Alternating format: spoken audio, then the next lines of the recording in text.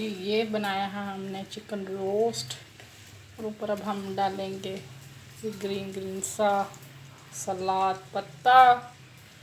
वाह जी वाह, क्या डिश है माशाल्लाह।